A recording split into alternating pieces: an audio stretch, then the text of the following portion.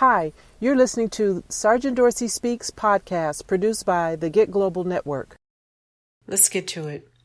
I'm going to begin this podcast on a somber note. Being a law enforcement officer is not easy, and statistics show that in this occupation, the longer you stay, the less likely you are to have in terms of life expectancy after retirement. And so I've been very blessed to have been retired for as long as I have and enjoyed the longevity that many of my friends and colleagues have not been so fortunate to enjoy.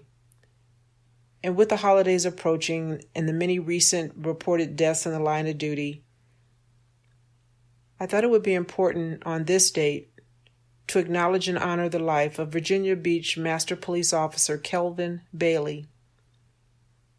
Kelvin Bailey recently suffered a heart attack on duty and died as a result of that. He's 51 years old and had spent 26 years of his life in service to the Virginia Beach Police Department and the Virginia Beach Sheriff's Department. And so to the family and friends of Master Police Officer Kelvin Bailey, I extend my heartfelt condolences and sympathies. Officer Kelvin Bailey, Virginia Beach Master Police Officer, end of watch. So now it looks like the major midterm races have been called, and unfortunately Stacey Abrams and Andrew Gillum were not able to overcome the voter suppression and other shenanigans that were going on in their states. But we'll press on.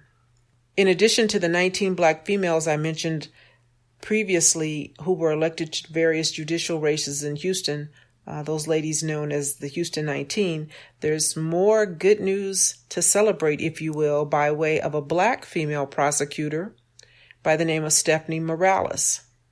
Stephanie Morales is the only prosecutor in America who has successfully prosecuted more than one police officer involved in an on-duty shooting.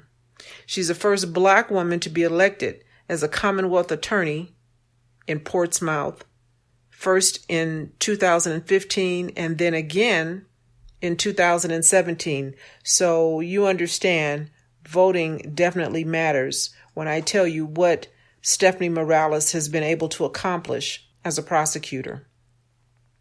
On November 1st of this year in Portsmouth, Virginia, a grand jury indicted Officer Jeremy D. DeRocher on 2 counts of aggravated malicious wounding and use of firearm in the commission of a felony after he shot and wounded 18-year-old DeAntrace Lamont Ward.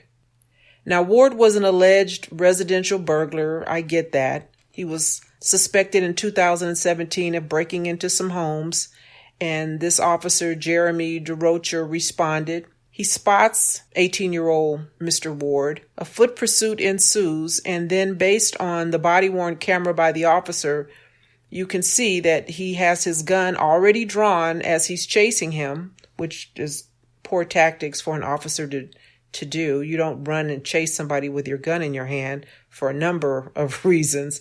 But nonetheless, this officer, Jeremy DeRocher, gets within close proximity to Ward, and because he can't catch him, he shoots him. And on the video camera, you can hear DeAntrace saying, I can't breathe. Well, by now there's another female officer, and she just flippantly responds, "You'll be fine." And when I saw that, it reminded me of a situation that happened a few years ago. Many of you may have seen this with a black man by the name of Eric Harris in Oklahoma. Eric Harris was shot and killed by a pay-to-play deputy, a reserve deputy there in Oklahoma, older gentleman by the last name of Bates. He was a friend to the sheriff, and Bates was allowed to go out and play with the other deputies, and they were involved in an undercover gun sting with Eric Harris, and ultimately this reserve deputy Bates, mistakenly pulls out his taser and thinks he's firing his taser, allegedly, but he actually fires and shoots Eric Harris. And in the last moments of his life, Eric Harris says, I can't breathe. Why did you shoot me? And one of the other officers who was there trying to take him into custody says to Eric Harris, fuck your breath.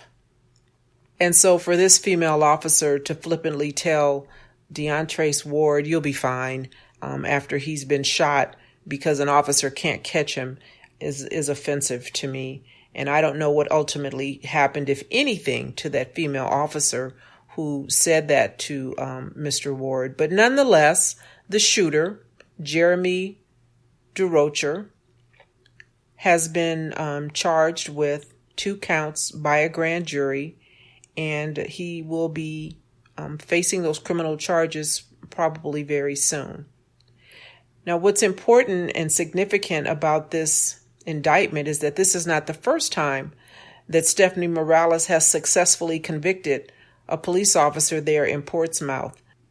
The first officer that Stephanie Morales was successful in convicting was an officer by the name of Stephen Rankin. He was convicted on charges of voluntary manslaughter in the case of an 18-year-old by the name of William Chapman.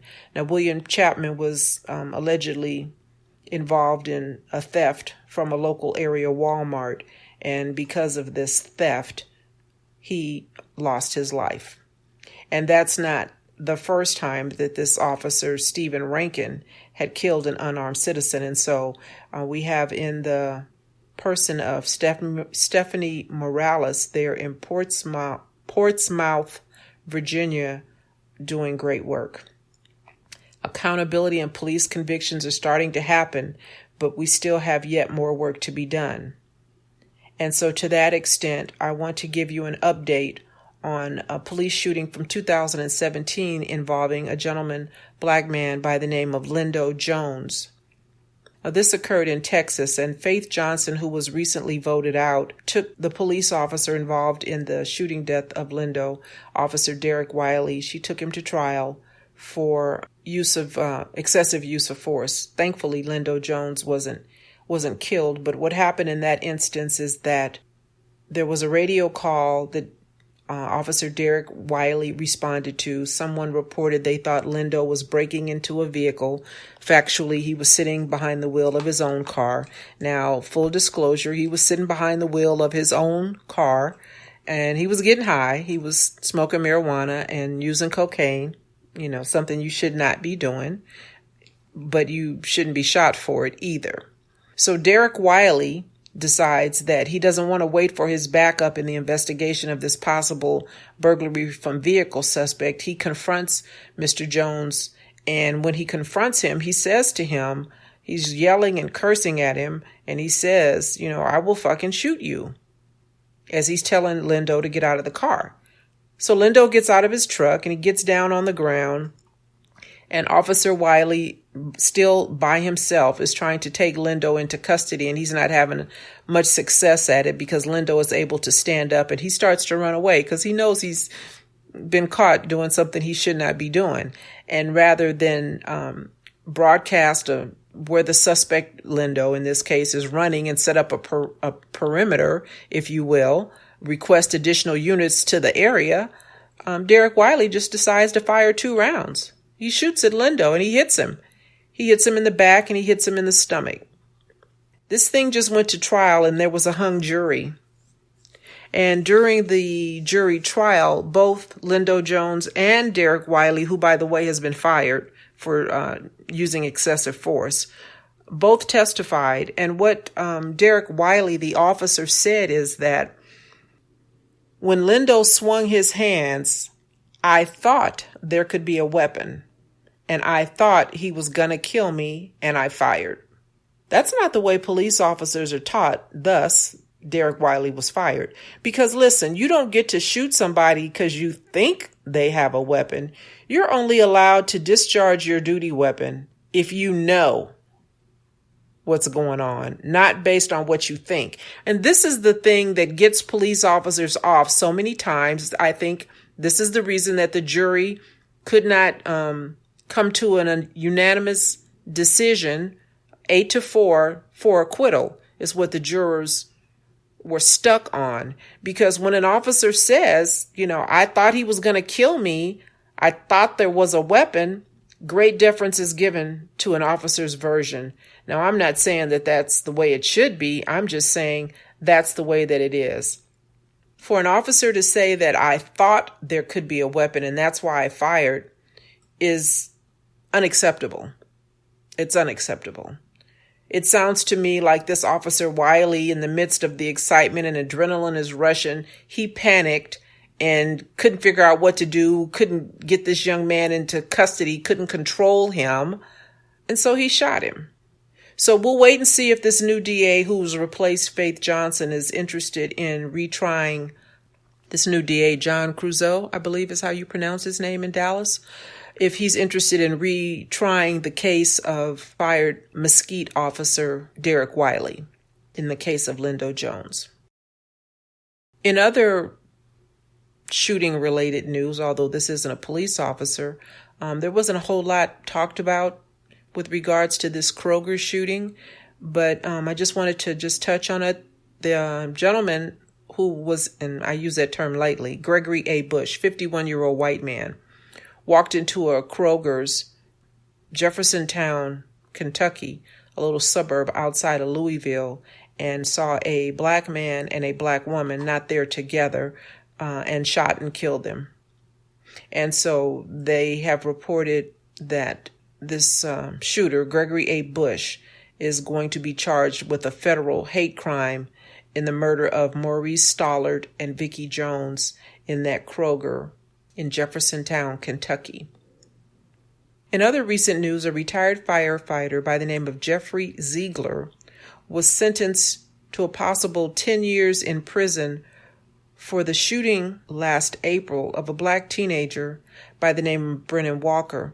Thankfully, Brennan Walker wasn't injured physically in the attempt, but nonetheless, I'm sure that there is going to be some psychological situations that he's going to have to deal with going forward. He was only 14 years old, and he was walking, trying to get to school after he had missed his school bus, and he became lost, and he went to the front door of a home to get directions. And when he knocked on the door, the way the story goes is that the wife of Jeffrey Ziegler yelled out that, there's this black man trying to break into the house. So Mr. Ziegler goes and grabs his shotgun, and they had a camera on their front residence.